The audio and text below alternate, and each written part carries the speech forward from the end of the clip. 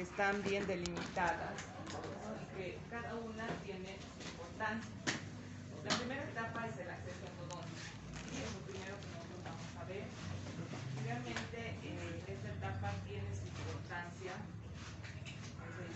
del acceso endodóntico, porque muchos de los errores que se cometen durante la segunda etapa, que es la instrumentación, la preparación biomecánica, obviamente es a partir de un error que nosotros hemos cometido en esta etapa. O sea, si nosotros hemos iniciado con un mal acceso, es más que seguro que vamos a tener accidentes y complicaciones durante nuestra preparación biomecánica y por ende también durante nuestra curación, y los tratamientos no van a ser exitosos, ¿ya? Es así que nosotros realmente tenemos que darle la importancia. Para realizar un buen acceso endodóntico es de suma importancia que nosotros conozcamos todo lo que es la anatomía interna de las piezas dentales. Ya, y aquí vamos a ir recordando un poco acerca de lo que nosotros hemos visto en la anatomía dental, ¿cierto? Saber, por ejemplo, diferencias entre lo que es techo pulpar y lo que es el piso pulpar, cómo es el techo pulpar, cómo es el piso pulpar en una cámara pulpar, por ejemplo, en molares. No saber que en caso de las piezas anteriores no hay una cámara pulpar en sí, así bien delimitada, realmente es como un conducto solo que va de principio a fin, no hay una diferenciación entre lo que es cámara y conducto, ¿sí? Que es diferente en los molares. ¿Ya? Tener conocimiento acerca del número de raíces que tiene cada grupo dentario, número de canales que tiene cada grupo dentario, ¿sí? La ubicación de los mismos, ¿sí? ¿A qué nivel más que todo se encuentra en la cavidad de acceso? Todo eso nosotros tenemos que ya saber. ¿Sí? Si no tenemos la menor idea de, no sé, si voy a trabajar un molar superior, si no tengo la menor idea de cuántas raíces tiene, cuántos canales voy a ir a buscar, dónde están ubicados esos conductos, qué se llaman esos canales, pues estoy perdido, ¿no? Porque ¿qué voy a hacer? Voy a hacer el acceso y ¿dónde voy a ir? ¿Dónde voy a ir a desgastar? ¿Sí? ¿Qué canales se supone que debería encontrar y en qué ubicación debería estar cada uno de los canales? Entonces es muy importante la configuración interna, ¿ya? O sea que vamos a ir repasando todo lo que es configuración interna. Acá tenemos dos imágenes, ¿no? Ahí tenemos una superior y una inferior, superior a la izquierda. ¿Qué es lo que vemos en la imagen superior izquierda? ¿Qué es lo que podemos observar? A ver, chicos. Parece techo. ¿Qué es? Piso. Piso. Canales ahí. Canales, piso. Techo. Cavidades, ¿qué son? ¿Qué vemos? Techo. Y el otro es Conductos, entrada de canales. ¿Cuántos canales tenemos? Cuatro.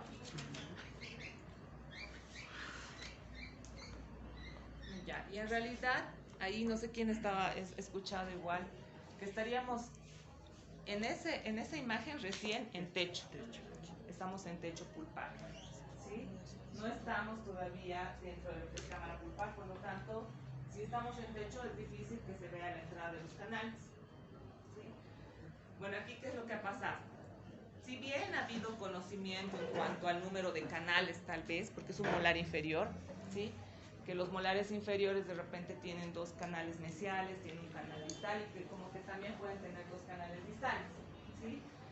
Pero de todas maneras han tenido la intención de buscar esos canales, pero en lo que se han equivocado es en la diferenciación entre lo que es techo pulpar y el piso pulpar, ¿sí? El techo pulpar tiene una coloración bastante parecida a la dentina, o sea, las paredes que tenemos en nuestra cavidad. Sí, es el mismo, no hay ninguna diferenciación. Es liso y es así plano, ¿sí? En cambio, el piso pulpar ya tiene una coloración diferente. Es una coloración marrón, es más oscura, tiene áreas más marrones, áreas más claras, pero es totalmente distinto a la coloración que tienen las paredes, ¿sí? Fuera de eso no es plano, ya fuera de eso tiene aproposidades. Y generalmente nosotros podemos observar un cierto tipo de riachuelos, podríamos decir, que van a desembocar a cada conducto, a la entrada de cada canal. Entonces es totalmente diferente la vista que nosotros tenemos del techo pulpar y del piso pulpar. ¿Sí? Eso en cámaras pulpares que son amplias o son de mediana amplitud. Aquí en las cámaras pulpares que ya están calcificadas porque ya tienen nódulos pulpares, obviamente ahí también nos olvidamos de esta configuración. ¿Por qué? Porque muchas veces el techo y el piso están unidos y no vamos a ver como tal, ¿sí? Hay puras calcificaciones, o sea, solamente vemos tejido calcificado, que en la mayoría de los casos es un tejido más blanquecino. ¿Ya? Solamente en esos casos es que de repente no vamos a hacer la diferenciación entre techo y piso.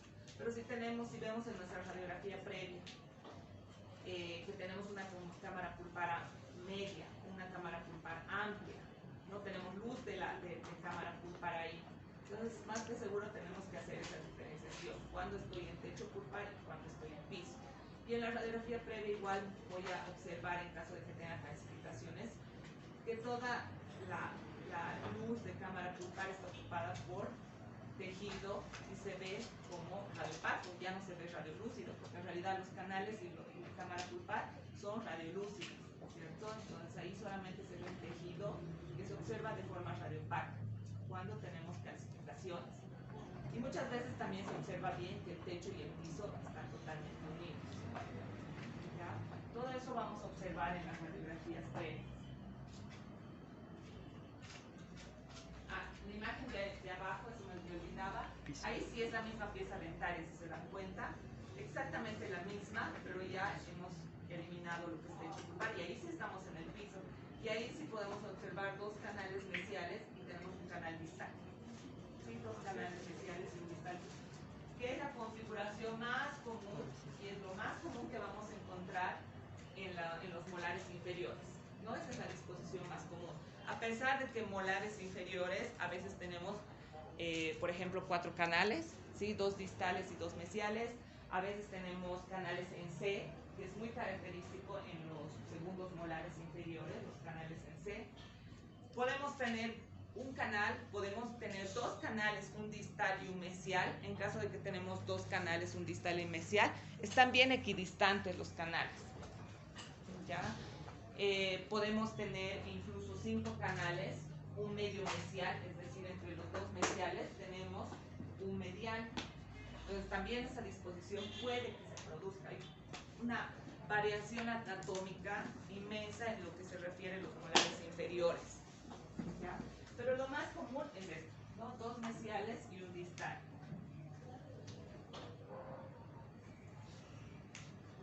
Cuando nosotros realizamos un acceso endodóntico, tenemos que tener una visión así directa a la entrada de cada uno de los conductos, por si acaso, chicos. ¿Ya? Antes, ¿qué se realizaba? Yo me acuerdo que en mis tiempos apenas realizábamos una trepanación. La trepanación es el destechado, ¿sí? La eliminación del techo. Hacíamos una perforación así mínima y era todo, ¿no? Y inmediatamente ingresábamos con nuestras limas. Y si encontrábamos de repente un canal que estaba justo a nivel de la perforación, todo bien. Para nosotros era eso todo. Instrumentábamos ese canal, a veces ni tomábamos conductometría y hasta el día de hoy creo que hay profesionales que hacen eso, ¿no? Apenas una ligera trepanación, entran con la lima, toman conductometría a lo mucho. Si la lima no ingresa más allá, porque obviamente no tenemos un buen acceso, se quedan ahí, instrumentan ahí y obturan hasta ahí. ¿Sí? Eso es el tratamiento de conductos para muchos. Pero en realidad, si nosotros realmente queremos realizar un buen tratamiento, tenemos que eliminar todo lo que es el techo pulpar, ¿sí? Eliminar todos los espolones, interferencias, tejido que nos está tapando la entrada a los conductos. Tenemos que ver, así clínicamente ver la entrada de cada uno de los canales. No es que vamos a agarrar y vamos a introducir una lima y a ver si entra algún conducto. Entonces tenemos que ver realmente dónde está cada conducto. Bueno, aquí está mi conducto mesiovestibular y lo estoy viendo, la entrada. Estoy viendo mi mesiolingual, estoy viendo la entrada, estoy viendo mi distal. ¿Sí? Estoy viendo la forma y no tiene que haber ninguna interferencia, ninguna estructura que esté tapando la vista, mi acceso directo. Y mis limas tienen que entrar holgadas, o sea, no pueden entrar igual chocando con una pared, ¿sí? cuando yo voy instrumentando, si es que no he hecho un buen acceso, mis limas van a ir chocando con alguna pared, con algún espolón, y ahí es donde nosotros de repente vamos a desviar el conducto, no vamos a tomar las curvaturas, vamos a realizar escalones, hasta podemos fracturar la lima dentro del canal, porque la lima está trabajando muy forzada. Si no está entrando directa, si rectita, holgada, obviamente va a producirse alguno de estos accidentes. Entonces, todo inicia aquí. Como les decía, la lima tiene que entrar así rectita, bien holgada, sin chocar con ninguna estructura. Tengo que observar bien mi entrada de los canales, ya a cada uno de los conductos. Y ahí, por ejemplo, tenemos el mismo molar inferior, ¿sí? Con su conducto mesiovestibular, su conducto mesiolingual y su conducto distal, ¿no? Observen bien, aquí se observa mejor cómo es el piso pulpar característico, ¿no? La morfología que se puede observar, y observo directamente la entrada de cada uno de los canales. Si yo coloco mis limitas, es más que seguro que esas limitas van a entrar rectas, no van a estar chocándose con algún tipo de pared, ¿ya? O con alguna estructura. Del otro lado, ¿no? Una vista del otro lado. Muchas veces en la literatura se describe que en los molares inferiores tiene esa configuración que es como una carita de mono, ¿sí? Si se pueden dar cuenta. Le hemos dado la vuelta para que se vea mejor.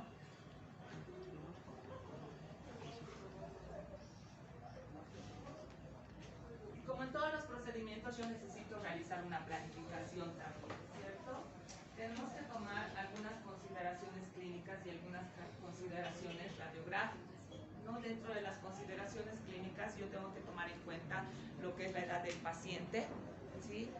Lo que es la posición de la pieza dentaria en el arco, ¿sí? Todo lo que son, por ejemplo, la presencia de lesiones de caries, abrasiones, fusiones, tal vez también la presencia de coronas, la amplitud de la apertura bucal, ¿no? La dirección y la curvatura de la corona en cuanto o en relación a las raíces. En cuanto a la edad del paciente, que es importante, igual como hablábamos en operatoria dental, todo lo que son las piezas jóvenes tienen cámaras pulpares, ¿cierto? Y conductos que son mucho más amplios. Eso se nos tiene que quedar grabado en nuestras cabecitas, ¿no? Porque realmente influye en muchos procedimientos que nosotros vamos a realizar. Han visto que en operatorio influye. Aquí también influye. Si nosotros vamos a atender a pacientes que son jóvenes, bueno, vamos a tener tratamientos de conductos que son un poquito más simples, ¿no? Son más fáciles de abordar desde el mismo acceso.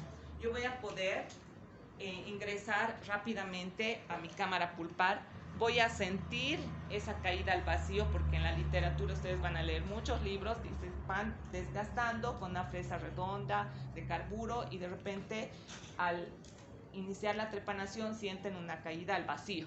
Eso en cámaras pulpares amplias. Van a sentir esa caída, o sea, como que estamos desgastando y de repente nos centramos porque ya no hay estructura, caemos al vacío, ¿sí? Y se siente.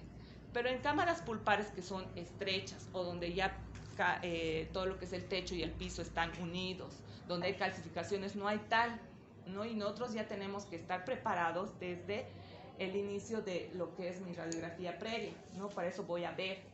Incluso hay errores que se cometen en posgrado, ¿no? Alguna vez me decía, y tienen grabado esa caída al vacío, y me llaman y me dicen, doctora, está sangrando mucho, pero no, parece que son los conductos o está sangrando el conducto, pero no creo que sea perforación porque no he sentido esa caída al vacío. Entonces vamos a ver y pues ya estaba en perforación. Y me dice, ¿pero cómo? Porque yo no he sentido esa caída al vacío, claro, porque era una cámara pulpar que estaba calcificada y no iba a haber tal. O sea, empezaban a desgastar y no había dónde había esa caída y cuando ya de repente se producía una perforación. Entonces, como les digo, para eso está la radiografía previa. No puedo hacer ningún acceso sin observar y analizar mi radiografía previa. No voy a ver cómo está mi cámara pulpar, voy a ver cuántos conductos tienen y luego ya para la preparación y la instrumentación voy a ver ya los canales, ¿cierto? Cómo están curvos, rectos, si de repente ya están permeables o no. Entonces, realmente para nosotros, como endodoncistas, necesitamos así nuestra mano derecha, nuestro instrumento. Lo que más nos ayuda son las radiografías. Ya ahora las tomografías, porque ya en la actualidad tenemos tomografías y sí es otro de los exámenes complementarios que lo utilizamos bastante. ¿Ya? Entonces acá vemos la edad del paciente, como les digo, influye la edad del paciente. Pacientes que son adultos mayores, incluso las piezas anteriores pueden ser difíciles porque tienen canales que son muy atrésicos y de repente en lo fácil que es un tratamiento uniradicular, que nosotros ingresamos en 5 segundos, puede que en este caso ingresemos nada, sigamos desgastando nada, seguimos desgastando nada. Tenemos que ir a tomar otra radiografía porque no encontramos el conducto, porque es tan estrecho que no lo podemos encontrar y es profundo, a veces está calcificado en su entrada. Volvemos, seguimos avanzando, tenemos que ir desgastando y más, podemos volver a tomar otra radiografía hasta que encontramos el conducto porque no nos podemos desviar. ¿Sí? Entonces, en estos adultos mayores, como les decía, los conductos están atrésitos, las cámaras pulpares están atrésitas, ¿sí? Tienen calcificaciones y no son tratamientos que son muy fáciles. Muchas veces ya se los deriva al posgrado porque realmente necesitan, incluso en unirradiculares, como les decía. ¿Ya? Entonces, la edad del paciente sí influye. Luego también tenemos que tomar en cuenta la posición de la pieza dentaria. Si bien todas las piezas anteriores, por su misma posición y configuración interna, son muy fáciles de realizar, igual piezas posteriores, que son más complicadas en su configuración, tienen más canales y la posición tiene mucho que ver, ¿sí? Imagínense, cámara pulpar, ¿cuánto es? Es un espacio mínimo. El tratar de observar cámara pulpar y la entrada de cada uno de los canales y maniobrar con las limitas, van a ver que es difícil en paciente. Aquí en sus troquelitos va a ser más fácil, pero en pacientes es mucho más complicado. Y ahí también tenemos que tomar en cuenta que de repente ayudarnos en practicar la visión indirecta en molares superiores, sí o sí vamos a tener que utilizar nuestro espejito de esta forma. No nos vamos a agachar y vamos a tratar de observar lo que tenemos en el interior de la cámara pulpar. Sí, podemos ayudarnos tal vez con espejos de rodio, que son espejos que tienen un poquito más de aumento, ¿no? Para poder observar bien, porque necesitamos bastante magnificación cuando trabajamos en endodoncia. Afortunadamente sí, hasta tenemos lupitas, pero en la clínica tal vez una sugerencia es poder comprarse los espejitos de rodio para poder trabajar en molares más que todo, ¿ya? Porque eso de la posición realmente nos dificulta más la visibilidad, el maniobrar con las mismas limitas, incluso con el espejo, como les decía. La dirección y curvatura de los conductos en relación, de la raíz en relación a la cámara, a la corona y cámara pulpar, también debemos tomarlo en cuenta, y esto más que todo en premolares inferiores. Si se dan cuenta, ven sus premolares, sí, inferiores, la corona, o mejor dicho, la raíz no sigue la misma dirección de la coronita, está un poquito más lingualizada, ¿sí? Y ahí tenemos que tener mucho cuidado cuando ingresamos, porque en realidad no vamos a hacer un ingreso directo siguiendo el eje longitudinal, porque sabemos que nuestro conducto puede estar más hacia el igual, ¿sí? Y evitar de esa forma realizar algún tipo de accidente. La amplitud de la cámara de la apertura bucal, lo mismo, ¿sí, chicos? Hay pacientes que realmente, o sea, al realizar el examen clínico tan solo, no pueden abrir, ya, porque tienen de repente algún problema en la ATM, y eso también lo tenemos que planificar. Si realmente da el caso que voy a trabajar un segundo molar superior, el paciente no tiene una buena amplitud, pues ya tengo que pensar en que tal vez lo tengo que derivar, ¿sí? Porque no voy a poder realizar esos tratamientos, porque es muy difícil. Imagínense por la posición de la pieza dental, más que el paciente no pueda abrir bien la boca, estoy en problemas, ¿sí? La presencia de lesiones de caries, ablaciones, restauraciones, ¿sí? Necesitamos eliminar todo lo que son lesiones de caries antes de iniciar cualquier tratamiento de conducto, chicos. ¿Ya?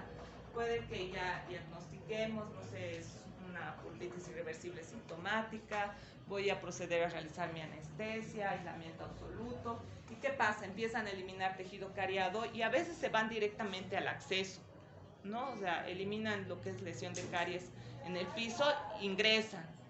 Y tenemos lesión de caries o tenemos caries en todo lo que son las paredes y los márgenes, y eso no puede ser. O sea, tenemos que eliminar todo lo que es la lesión de caries, todo lo que es caries, antes de hacer el acceso.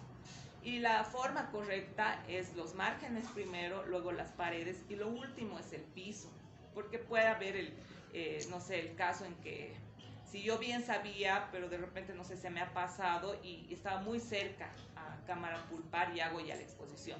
Entonces inmediatamente yo ya estoy contaminando y era un diagnóstico de pulpitis irreversible sintomática donde era un conducto que no estaba infectado, sí no había infección, pero yo ya he ingresado con la lesión de caries ahí activa en todo lo que es mi cavidad y ya he ido contaminando. De hecho ya he contaminado mi tratamiento de conductos. ¿Sí?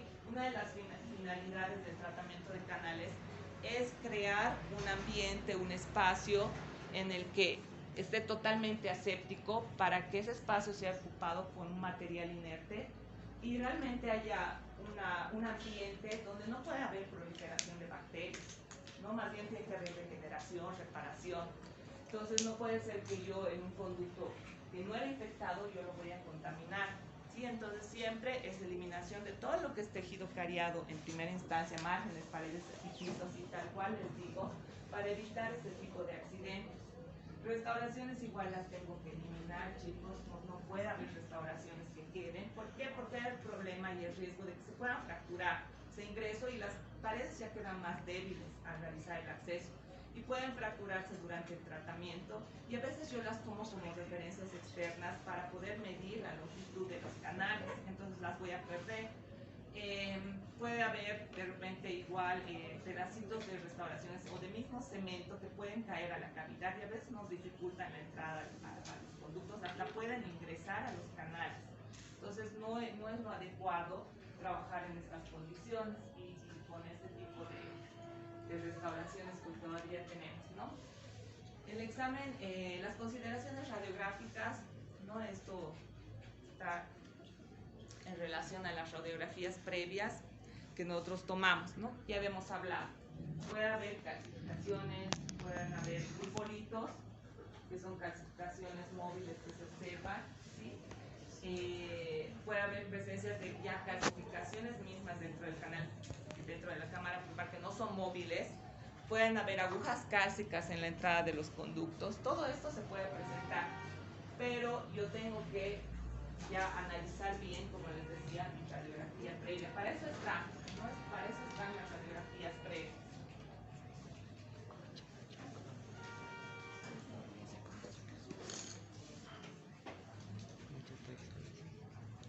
Y mi acceso se divide en acceso coronario y acceso radicular. Ya tenemos como dos subetapas dentro de todo lo que es el acceso endodóntico, ¿no? Y cada una tiene también otras subetapas. Vamos a ir viendo. Lo primero que realizamos es el acceso coronario. Tenemos medidas preliminares, hemos hablado de las medidas preliminares, ¿no? Todo lo que es anestesia, aislamiento absoluto, todo eso ya lo hemos visto, eliminación de tejido cariado. Dentro de lo que es la apertura coronaria, tenemos que tomar en cuenta un punto de penetración, tenemos que tomar en cuenta la dirección de la trepanación, tenemos que tomar en cuenta el diseño de la cavidad, la forma de conveniencia. Ahorita lo vamos a ir describiendo paso por paso, pero para que vean que hay varios pasos que nosotros tenemos que realizar durante todo lo que es el acceso coronario. Vaciado de la cámara pulpar, limpieza de la cavidad, localización de los conductos, exploración, cateterización y luego recién viene el acceso radicular, que es el acceso al sistema de conducto radicular. Entonces esto ya hemos visto para que se acuerden: medidas preliminares, eliminación de restauraciones, eliminación de remanentes dentinarios también que no tienen soporte, porque como les decía, así como tomamos de referencia tal vez algún tipo de obturación, si es que tengo algún soporte de esmalte que esté muy frágil, puede que se fracture y ya no tengo una referencia externa, también la tengo que eliminar si tenemos esmalte sin soporte de desliz. ¿No? El aislamiento absoluto, que es indispensable, eso también ya lo hemos hablado. Hay casos en los que tenemos diagnósticos de necrosis pulpar, periodontitis apicales asintomáticas, donde una de sus características iguales que son de mucho tiempo, ¿sí? Muchas veces las coronas ya vienen destruidas y vienen las piezas en estado de resto radicular, como un restito nada más, ¿no? Donde es difícil de realizar el aislamiento absoluto. Y ahí tengo que ocuparme de realizar una reconstrucción, ¿sí? Como puede ser con ionómero o con resina, o o ya lo derivo a periodoncia para que le realice un alargamiento de corona, que también puede ser una opción.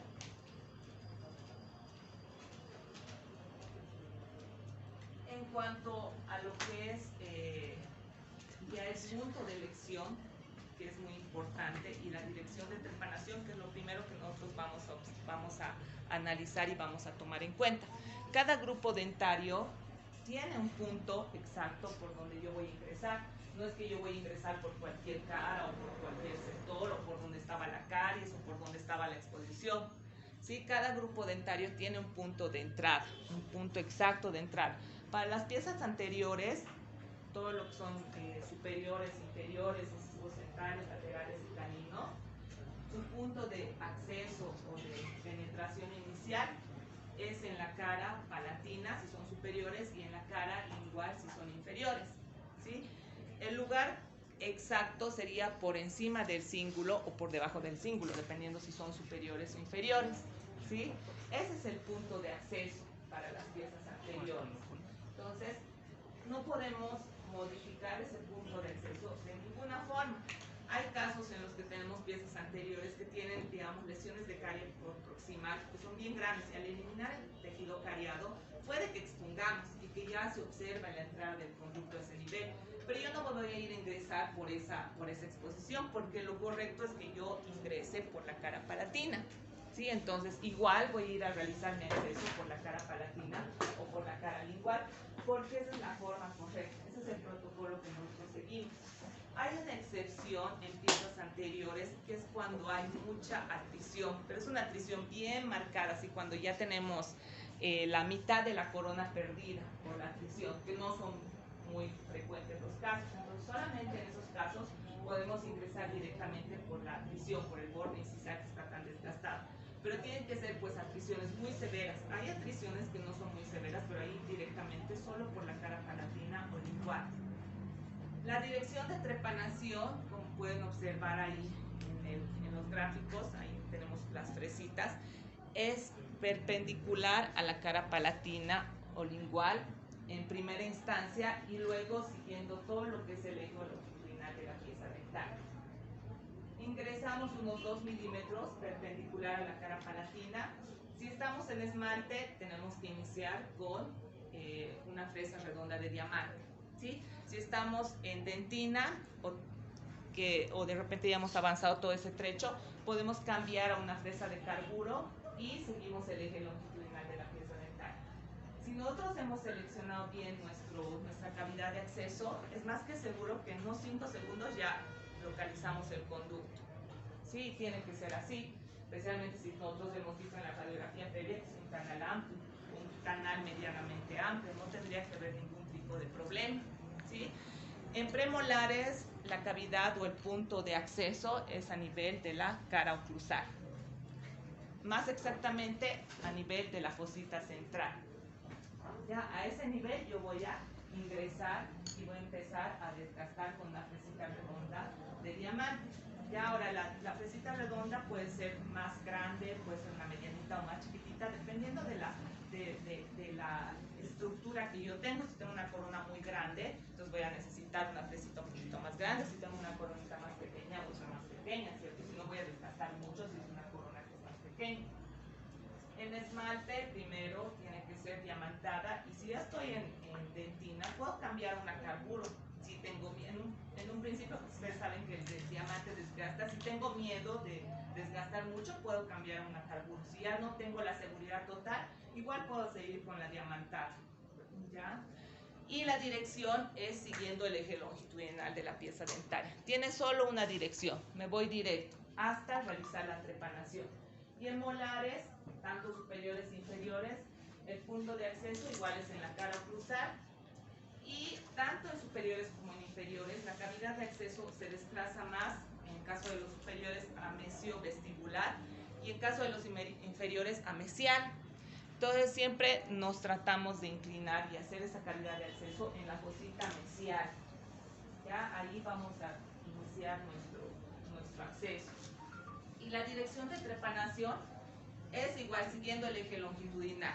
Ahora, y si se dan cuenta ahí en las dos imágenes, la fresita está como que más inclinada. Hay algunas escuelas que sugieren que vayamos a encontrar tal vez más que todo el conducto más amplio. ¿Cuál sería el conducto más amplio en los superiores? Es el palatino, y en los inferiores el distal. Entonces de repente nos inclinamos más hacia el distal y en los superiores hacia palatino para encontrar los conductos que son los más fáciles de encontrar. Siempre vamos a encontrar más fácilmente el conducto palatino y más fácilmente el conducto distal porque son los conductos más amplios.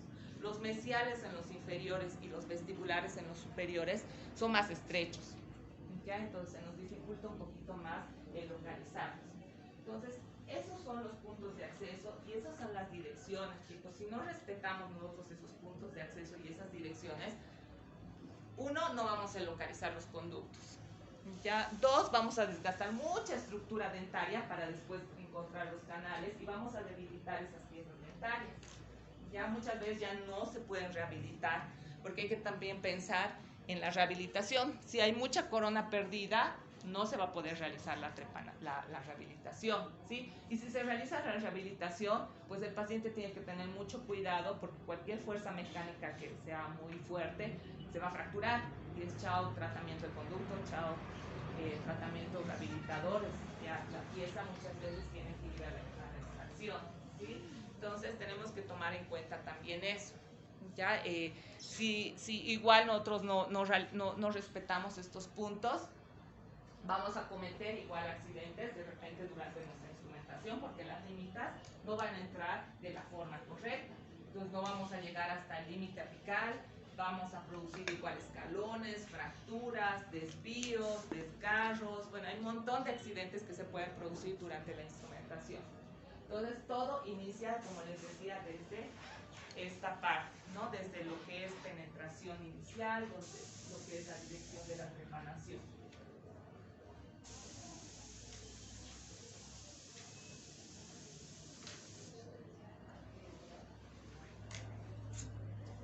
Vamos a ir a la forma del contorno o el diseño de la cavidad. Igual, cada grupo dentario tiene una forma de acceso, un diseño especial de acceso, precisamente porque por la localización de cada uno de sus conductos, ¿no? Y para que realmente la lima pueda acceder sin ningún problema. En las piezas anteriores generalmente tiene como es el diseño de la cavidad, es en forma triangular, ¿sí? Se supone que el vértice iría hacia gingival y la base iría hacia incisario. ¿Ya? En los premolares generalmente el diseño de la cavidad es ovalada y en los superiores es ovalada en sentido vestíbulo palatino, ¿sí? En los inferiores es más circular porque generalmente tenemos un conducto, en los superiores tenemos dos canales, por eso ese diseño, en la mayoría de los casos tenemos dos canales. Y si tuviéramos un canal, en los premolares superiores, ese único canal tiene esa forma, así ovalado, ¿ya? Y por eso es que nosotros también le damos ese diseño, ¿ya? Y en los molares superiores tiene una forma trapezoidal, al igual que en los inferiores, ¿ya? Entonces, precisamente por la localización de cada uno, ubicación de cada uno de los conductos. Entonces, tenemos que tratar de dar ese diseño a cada uno de los grupos dentarios y eliminar todo lo que son espolones dentinarios, algún tipo de estructura que nos esté dificultando la vista. Por eso también quedamos ese tipo de diseño. Ese tipo de diseño ya ha sido estudiado, investigado, para precisamente tener un buen acceso. Una vez de que ya hemos hecho la trepanación, hemos diseñado la cavidad, todo esto, podemos realizar el vaciado de la cámara pulpar en caso de que tengamos una cámara pulpar amplia, ¿cierto? Si no tenemos cámara pulpar, no vamos a realizar este procedimiento. Podemos realizarlo con cucharetas de dentina en caso de que tengamos diagnósticos de pulpas vitales, pulpitis irreversibles, sintomáticas. Si es necrosis pulpar, gangrena pulpar, pues no van a realizar vaciado de la cámara pulpar, no hay pulpa, ¿sí? Se desintegra ya la pulpa.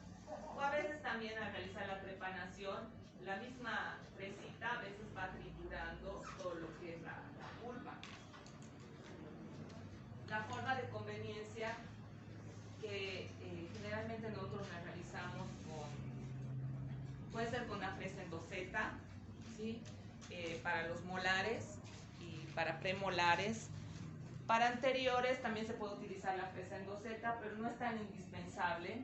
Podemos utilizar igual una fisura o una cilíndrica diamantada, cualquiera de ellas. Y en este procedimiento nosotros nos encargamos de verificar que no haya ningún espolón que esté cubriendo la entrada a nuestros conductos. Ya todo el tejido que sea necesario. Con esto no quiere decir que voy a eliminar mucha estructura dental. Elimino la estructura que me está obstaculizando la entrada a los conductos. Ya, eso es lo que voy a eliminar. Y como les decía, acá nosotros vamos a utilizar la endoseta o una fresita cilíndrica o fisura diamantada.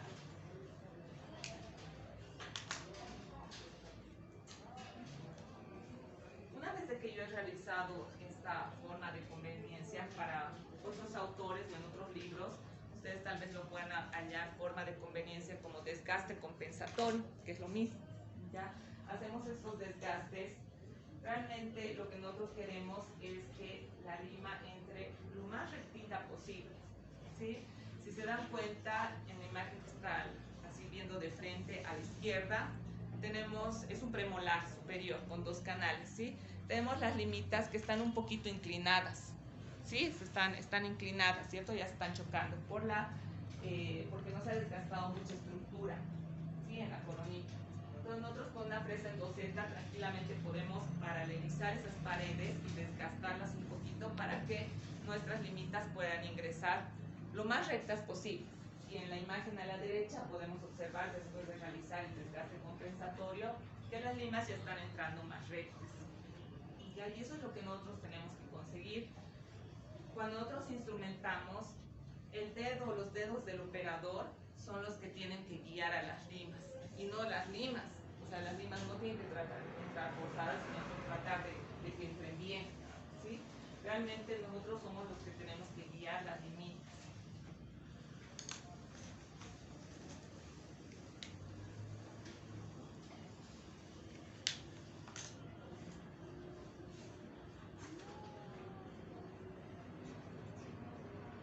Algunos instrumentos, ¿sí?, que nosotros vamos a necesitar para realizar el acceso. Bueno, podemos utilizar las fresas redondas, diamantadas o de carburo convencionales, que no son estas son las de cuello largo, pero ya les había mencionado cuando hacemos el punto de acceso. Las convencionales, las que tenemos en nuestro kit multiuso de fresitas, unas redondas, diamantadas o de carburo, esas podemos utilizar. Pero hay casos en los que de repente, ya una vez de que he hecho la trepanación, no logro conseguir hallar un conducto, o de repente tengo una cámara pulpar muy profunda, ¿sí? No tengo un buen acceso, puedo utilizar una fresa redonda de carburo de cuello largo.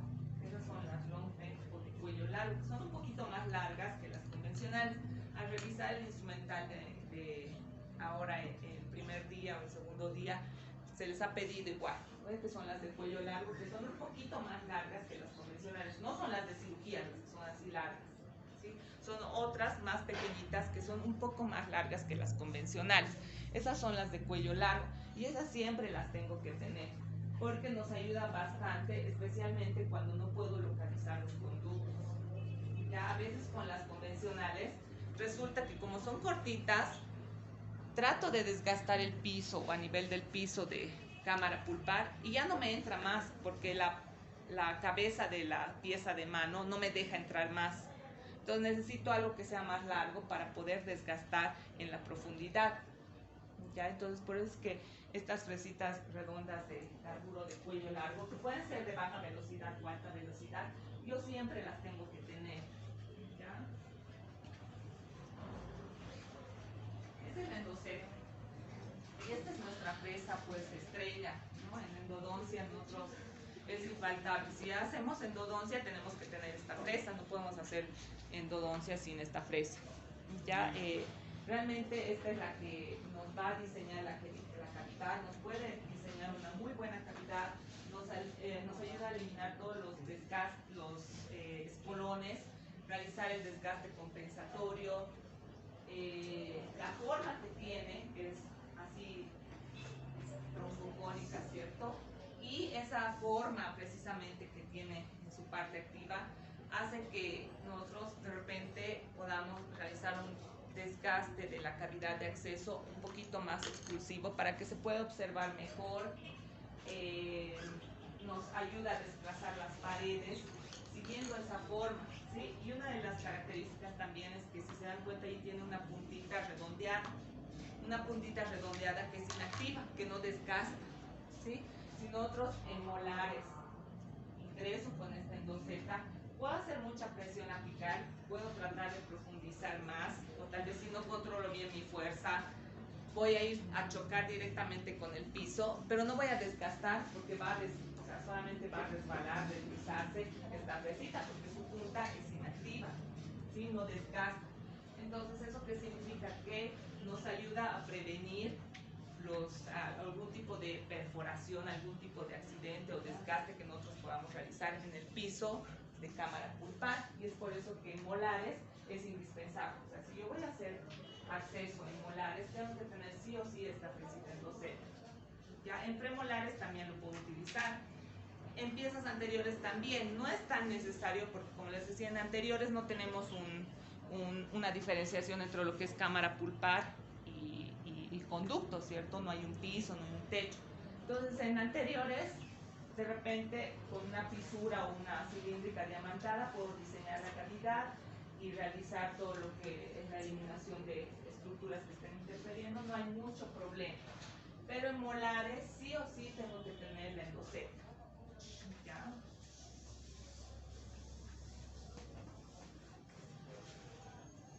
Características, ¿no? También las tenemos de alta velocidad, baja velocidad, en esas longitudes. Ahí está la endoseta en acción. ¿No? Está desplazando todos los espolones. Si bien, como ahí pueden observar, se ha realizado la trepanación, ¿sí? Pero de todas maneras, a veces tenemos algunos espolones en las paredes dentrinarias que obstaculizan la entrada a cada uno de los canales. ¿Sí? Entonces yo directamente con esa endoseta puedo desplazar todas esas paredes y eliminar, desgastar esas estructuras, y ya tengo una entrada directa a cada uno de mis canales, y así es como debería tener conformación. Ya el acceso a la cavidad. En la radiografía, ¿cómo puedo diferenciar si he hecho forma de conveniencia o no, si utilizar estas fresitas o no? Con la dirección que tienen las limitas en la entrada, ¿no? Son las limitas que se han tomado para tomar la conductometría. Si se dan cuenta en la imagen a la izquierda, las limas están entrando así, ¿sí? Entrecruzadas, vean sus manguitos, están así. ¿No? ¿Por qué? Porque las estructuras que tienen en la entrada del conducto o en cámara pulpar están empujando cada una de las limas. Entonces, esa es una de las razones por las que a veces no llegamos hasta el límite apical. O a veces, si bien llegamos hasta el límite apical, pero durante toda la instrumentación, todas las limas van trabajando así bien forzadas. Y puede haber riesgo de fractura instrumental, puede haber riesgo de pérdida de longitud de trabajo, puede haber riesgo de algún tipo de escalón que se pueda producir, desvío de conducto, de repente realizar algún tipo de desgarro incluso dentro de los canales. O sea, son muchos los accidentes que se pueden producir si las limas trabajan de esa forma, con esa entrada. Luego de realizar el desgaste compensatorio, tenemos la imagen a la derecha, que es el mismo caso, es la misma pieza dentaria, el mismo molar, pero este es antes de utilizar la endoseta y después de utilizar la endoseta. ¿Ya? Entonces, han visto, las limas ya están entrando rectas, no va a haber ese problema.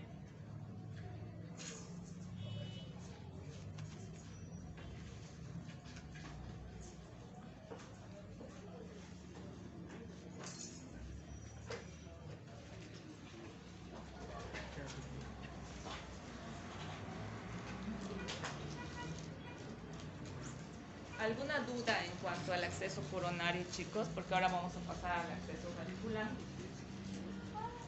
he dicho que iba a ser pesado endodoncia, es más complicado. Ya, no hay dudas, chicos, hasta ahora está todo claro. ¿Sí? Ya, entonces vamos a pasar a lo que es acceso radicular. Acceso. Ya, en todo lo que es ya una vez de que hemos ya hecho nuestro desgaste inicial, hemos seguido una dirección determinada, hemos localizado el conducto, ¿sí? Hemos eliminado las estructuras que me interfieren en la entrada. Ya, de hecho, viene lo que es el acceso radicular o la preparación del tercio cervical, ¿sí? Antes no había este procedimiento porque directamente apenas hacíamos el acceso, como les decía, introducíamos nuestra lima, tomábamos conductometría e instrumentábamos, ¿sí? Y la instrumentación era desde el ápice, o sea, desde el tercio apical hasta arriba, tercio medio y tercio cervical de los canales. Desde que aparece el concepto coronoapical, es decir, primero trabajar en el tercio cervical y luego recién instrumentar en tercio apical y medio, aparece lo que es el acceso radicular y preparación del tercio cervical. ¿Con qué finalidad? Con la finalidad de que nosotros podamos ensanchar primero la parte superior del conducto para que las limas también puedan entrar más holgadas y para que ya cuando hacemos la preparación química, la agujita endodóntica, la que va a irrigar, ingrese más fácilmente hasta el tercio medio y el tercio apical y nos ayude con la instrumentación, con la desinfección de los conductos, con la eliminación de limaña dentinaria, ¿sí? Entonces, esa es la finalidad que tiene primero el preparar el tercio cervical y luego recién el tercio apical y medio. Y aquí ya estaríamos complementándose, es como una parte de acceso y preparación o instrumentación, ¿sí? Pero lo primero que nosotros tenemos que hacer es esa preparación en caso de que sea necesario, más que todo en los canales que no son muy amplios, en los canales que tienen curvaturas, porque ahí es donde más tenemos problemas. En un canal amplio, recto, corto, pues no tenemos mucho problema. Ya esos son los que quien no quisiera tener esos tratamientos, si todos los tratamientos de conductos fueran así. Pero esos son los mínimos. Los que más hay son los conductos estrechos, curvos, donde tenemos mayor dificultad, donde surgen los problemas. ¿Ya? Entonces, empezamos siempre, en especial con este tipo de conformaciones de canales, con la preparación de este tercio cervical, precisamente para que lo que les decía, ¿no? Así podemos ingresar con las limas más holgadas, podemos irrigar mejor, nuestras agujitas endodónticas van a entrar mejor hasta el interior de los conductos y eso me va a ayudar mucho durante la instrumentación y la limpieza de los conductos. Para eso yo utilizo unos instrumentos que nosotros los llamamos abridores de orificio, así se llaman, abridores de orificio, los que van a hacer este procedimiento. Y dentro de los abridores de orificio, los que utilizan instrumentación manual, es decir, nosotros, porque en la clínica y en el preclínico, ahora en pregrado, nosotros hacemos instrumentación manual, ¿cierto? Vamos a utilizar nuestras lemitas guiadas por nuestros dedos, esa es la instrumentación manual. Entonces, cuando hacemos instrumentación manual, nuestros abridores de orificio van a ser las Gates Glidden. Entonces, ya, ¿se acuerdan que hemos pedido en el instrumental Gates Glidden? Es un abridor de orificio y su función precisamente es la preparación del tercio cervical. Entonces, podemos utilizar las Gates Glidden, podemos utilizar las LI Access, ahí están, solamente que las LI Access no llegan a nuestro mercado, no hay acá, ¿no? Si queremos tenerlas, tenemos que mandarnos a traer, o si viajamos a algún congreso las compramos, ¿sí? Si alguien llega de afuera y nos vende, las podemos adquirir, que son muy buenas también las LI Access, ¿ya? Pero las que tenemos en nuestro mercado y para nosotros, nuestros abridores de orificio van a ser las Gates Glidden. Y también tenemos otro tipo de abridores de orificio que son ya de sistemas mecanizados, ¿no? Son limitas, son esos sistemas que trabajan con limitas que ya están adaptadas a una pieza de mano especial para endodoncia y que giran activadas por esa pieza de mano, no por nuestras piezas de mano, son especiales. Ya esas son las limitas mecanizadas, esos son los sistemas rotatorios, pueden ser reciprocantes, pueden ser oscilatorios. ¿Sí? Son diferentes tipos de sistemas y hay un montón en el mercado de diferentes marcas, de diferentes calidades. Pero cada uno de esos sistemas tiene su abridor de orificio propio y que generalmente sus abridores de orificio son más cortitos, las limitas, y son más gorditas, ¿ya? Porque trabajan solamente en el tercio cervical. La Gates Glidden, la LA Access y cualquier abridor de orificio solo trabajan en el tercio cervical. Por eso son más cortitos y son más gorditos, porque solamente trabajan a ese nivel. No tienen por qué ingresar más allá, porque más allá vienen algunas complicaciones como curvaturas del conducto. Entonces nosotros no podemos ingresar, solamente es para abrirnos y desgastar, ensanchar lo que es la entrada del conducto. Nada más, esa es la finalidad de cualquier abridor de orificio. Entonces nosotros vamos a realizar eso, esa preparación del tercio cervical con las Gates Glidden para nosotros. Ya esas son las que nosotros vamos a utilizar. Y estas Gates Glidden nosotros lo vamos a utilizar justamente como abridor de orificio. Otra de sus funciones, ahorita estamos en la parte de acceso, pero de todas maneras cuando hagamos la parte de retratamiento, no vamos a hacer lo que es retratamiento, tal vez no nos alcance el tiempo, pero en caso de cuando ustedes estén en clínica y les toque hacer el retratamiento, nosotros también podemos utilizar las Gates Glidden para eliminar la gutapercha de la entrada del conducto. O sea, la primera porción del conducto nosotros lo vamos a eliminar con Gates Glidden. Es un instrumento muy bueno para eliminación de guta, muy bueno, así tan bueno como las puntas de ultrasonido que ahora están de moda.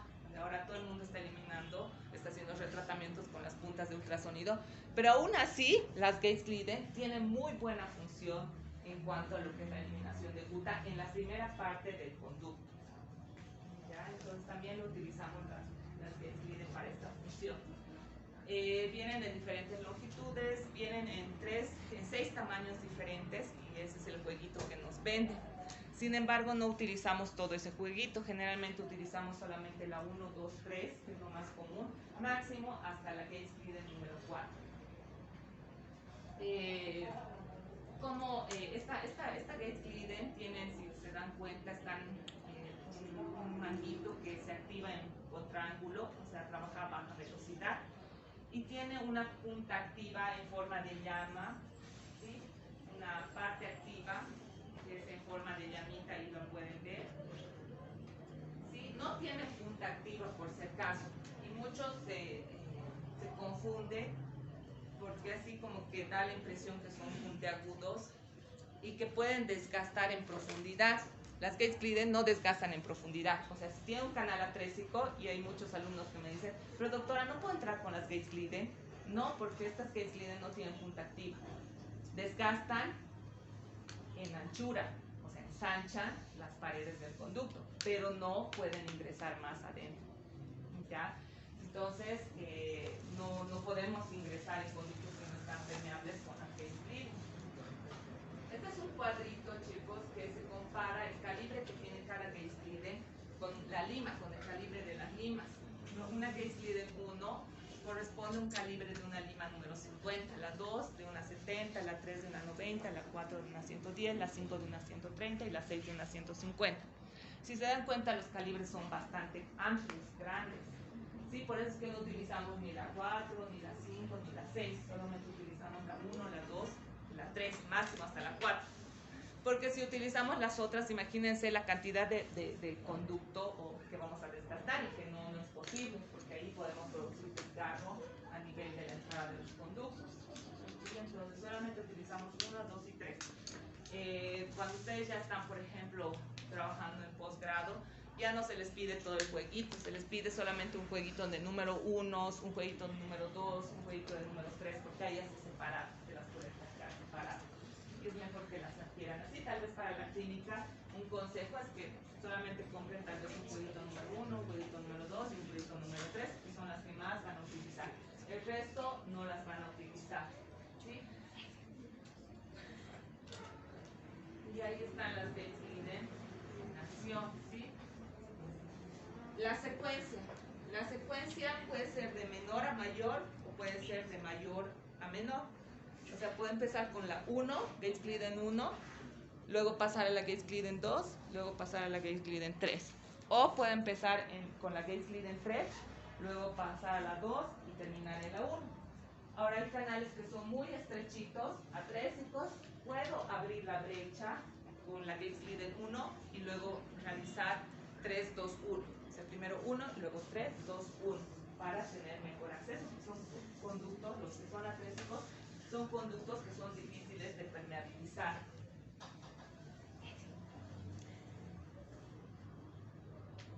Y los movimientos son de entrada y salida. Nosotros activamos la Gates Glidden fuera del canal y la inactivamos fuera del canal, por si acaso. O sea, no vamos a ingresar con mi Gates Glidden dentro del conducto y recién voy a apretar el pedal.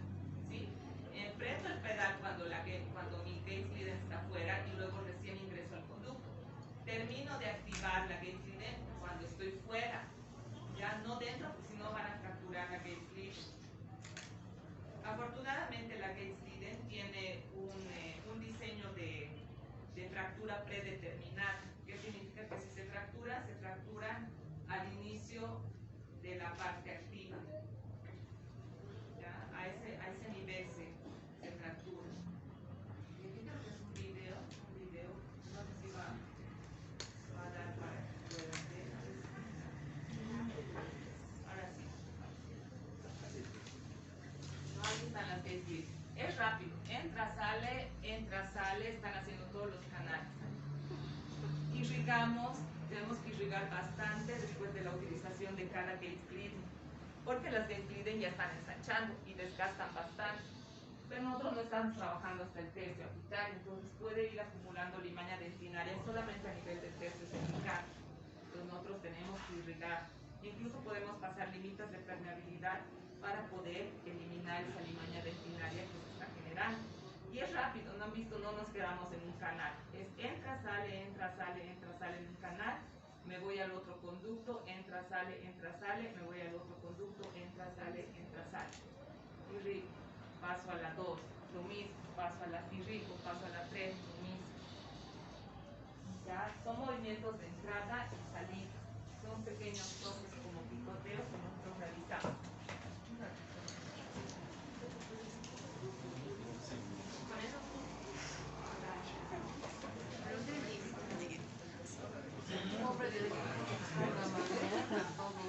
De la preparación con las Gates Glidden, la entrada de los conductos y después, ¿no? Después de la preparación de la entrada con las Gates Glidden. Realmente cuando nosotros ya utilizamos las Gates Glidden, ya podemos observar la entrada de cada uno de los canales. A veces es un poquito difícil antes, ¿no? A veces me dicen, doctora, pero no veo dónde estoy colocando aquí la lima, no sé dónde entra y no sé qué. Pero cuando nosotros ya hemos utilizado las Gates Glidden, ya podemos observar mejor. Entonces ahí ya nosotros directamente instrumentamos bien. Y también vamos a obturar bien. Cuando hacemos obturación, chicos, tenemos que ver dónde estamos colocando el cono de Guttapercha. Porque no es colocar así al azar, así que de repente este es el conducto palatino y coloco ahí a donde ni siquiera estoy viendo, ¿sí? Tengo que saber dónde estoy colocando. Cuando introduzco los espaciadores, tengo que saber dónde estoy colocando cada espaciador. Y cuando coloco los conos accesorios, igual tengo que ver que esté colocando en el espacio que he realizado. O sea, tengo que ver todo. Y también para eso nos ayudan las Gates Glidden, todo lo que es la preparación desde la instrumentación.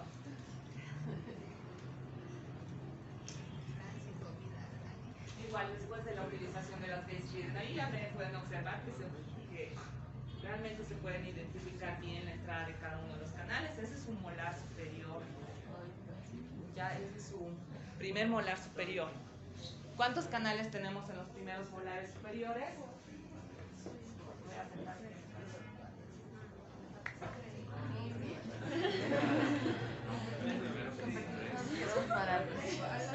¿Cuántos canales tenemos en los primeros molares superiores? 4.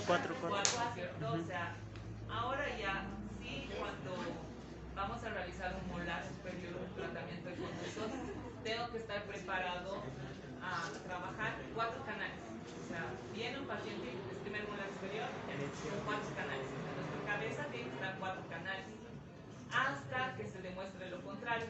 ¿Cuándo se demuestra lo contrario? Cuando yo he buscado